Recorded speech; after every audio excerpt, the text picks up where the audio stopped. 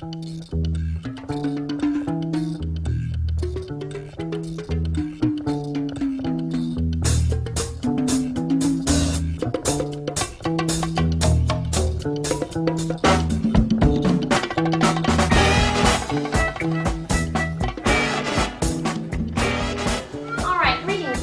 to our mini lesson on the Crucible Act 2, Motivation and Symbols. Today we're going to talk about those two terms. We're only going to deal with the first 4 pages of Act 2. And by the time this lesson is over, it is the objective, the goal, for you to be able to go through Act 2 and pick out the motivations of the characters, as well as the symbolism present in Act 2. So let's begin. Before we begin anything, we must always define what it is that we're going to be discussing. Today we're going to look at the word symbol. And here it says, a symbol is a person, a place, a thing, or an event that has meaning in itself. For example, the bald eagle is a public symbol that stands for the United States. So the question should be posed, why the bald eagle? Why was it chosen as a symbol for America? Well, let's look at the bald eagle. First of all, bird of prey, known for its ferocity and skill in hunting. Then, courageous, known for being fearless, as well as being a ruler of the skies, freedom. And these are just a few of the reasons why the bald eagle was chosen as a symbol for the U.S. Let's go on. Motivation. It is the reason for a character's behavior. So let's look further. The 2 questions that we want to focus on as we go over the first 4 pages in Act 2. What is motivating the characters in Act 2, and what symbols are present? Act 2, page 1236. Proctor states, "You ought to bring some flowers in the house." His wife, Elizabeth, responds, "Oh, I forgot. I will tomorrow." Proctor states, "It's winter in here yet." How can John's comments be interpreted symbolically? All right, let's look back at what was said. He's talking to his wife, and he says, "Bring some flowers in the house," and she says, "Oh, I forgot, I'll do it tomorrow." And he says, "It's winter in here yet." We want to focus on this line right here. What does he mean by winter? He's inside of the house. Is he saying that it's snowing? It's so cold inside the house, it feels like winter? Or is he saying winter in terms of the atmosphere that has been created inside of the home? Specifically, the relationship between he and his wife, Elizabeth. Winter could mean many things there, but as we know from reading Act 1, that John was guilty of having an adulterous relationship with their former housemate, Abigail. So, that definitely would cause a rift in the relationship between he and his wife.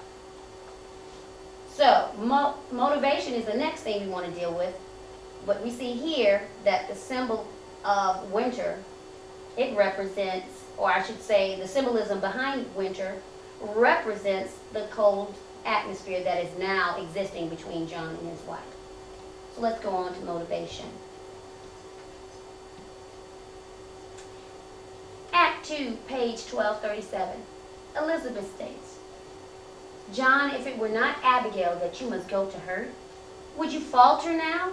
I think not." Proctor says, "Now look you." Then Elizabeth responds, "I see what I see, John." Now, we're going to look at motivation, the reason for a character's actions. Now, Elizabeth had a reason for posing this question to John. She is urging him to go to Salem and expose Abigail as a fraud. He responds to her statement of saying, "Would you be so slow to go if it was not Abigail that you would have to expose?" Of course, he gets angry, and she says, "I see what I see, John." So what is motivating her to make this statement? Well, we should come to the conclusion that because of him admitting to the adulterous relationship, Elizabeth has some trust issues with John. So we're looking at motivation. His infidelity would be her motivation for making the statement. If it were not Abigail that you must go to her, would you falter now?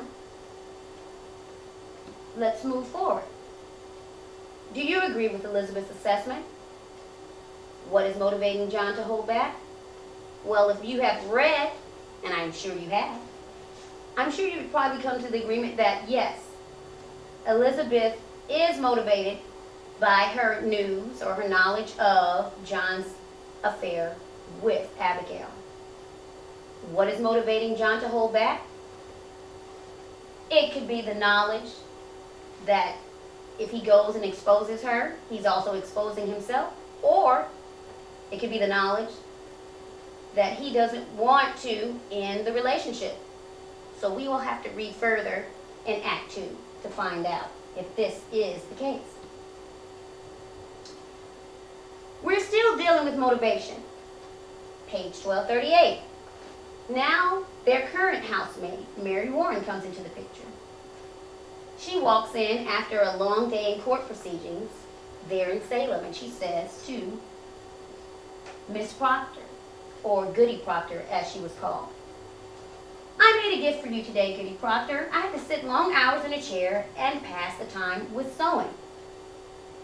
Elizabeth responds, "Why, thank you. It's a fair poppet." Mary's gift is unusual, as in today's world, grown women were normally not given dolls in the 17th century. This was taking place in the 1690s, and a poppet is a doll. So why then might Mary Warren give Elizabeth a doll? Again, we're looking at motivation. Why would Mary Warren give Elizabeth a doll? And so as we have seen in our reading, there is a lot going on in Salem. The girls are now, they have named people that they said communed with the devil, and they have been accused of witchcraft, and now a court has been convened in Salem, and these women that have been accused are going to be put on trial. So Mary Warren has been in the court proceedings all day. She returns home after being told not to go to Salem, and she gives Elizabeth a doll. So why do you think she would hand a doll to Elizabeth? She is a teenager herself, and then, of course, Elizabeth is a grown married woman with children. So we're looking at the motivation. Now this one, I want you to write your own answer. I want you to come to your conclusions based on what you have read. Why do you think Mary Warren gave Elizabeth Proctor a doll?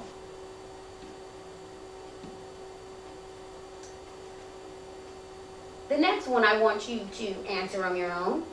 This will be your continuing the class lesson that we began.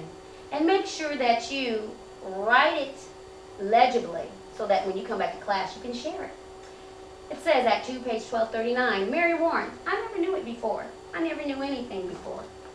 When she come into the court, I say to myself, I must not accuse this woman, for she sleep in ditches. Then she sit there, denying and denying. I feel a misty coldness climbing. I hear a voice, a screaming voice, and it were my voice. Why does Mary Warren accuse Goody Osborne? And that last set of dialogue was about Mary Warren talking about what she experienced when Goody Osborne was brought into court. So that's the first question. The next question would be, how can you explain her sudden belief that she has been a victim of Osborne's witchcraft? So what I need you to do is to go back, review the dialogue on 1239, and come up with your own conclusions as to why Mary Warren accuses Goody Osborne, and then be able to explain her sudden belief that she has been a victim of Osborne's witchcraft. And this concludes our lesson on motivation and symbols. I hope this has been helpful, and it allows you to go forward in Act 2 and pick out your own motivation and symbols in the Crucible.